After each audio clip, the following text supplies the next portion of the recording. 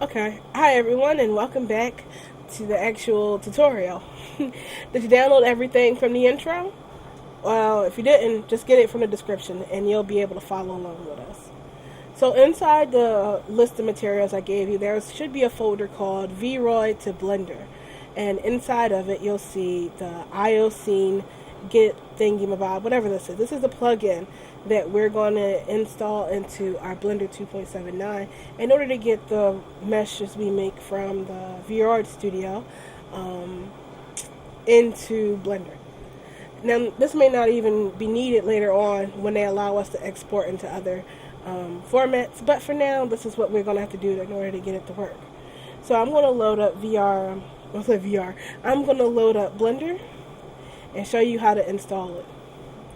So when you open up Blender, it should look like this. Maybe there is a camera or whatever. It doesn't matter. What's important is our user preference menu. So I want you to turn your attention up to the corner where it says File, and you're going to go File, User Preference, and it should automatically be on Add-on, and if it's not, just click on Add-on, and then Install Add-on from File, and you're going to navigate to that folder, the one that we have. For me, it's on my desktop, so I'm just going to go over here, and then you're going to see the IO GIF 3.0. Just going to click on that, and then press Install Add-on from File.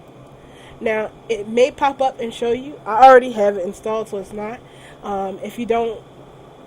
If it doesn't pop up for you, just come over here to the side where the search bar is, the left, and you're going to type GT or just GB or GL. Yeah, there it is, GL, and you'll see import GLTF 2.0 importer, and you just want to check the little box right here. Make sure to check there, and then you're going to just press Save User Settings, and then close it, and that's it. That's all the installation you need to do, besides actually installing Blender itself. Alright, so once we have that plugin installed, we can go right into using the program. So I'm going to close this, and then we're going to meet you over there inside the program.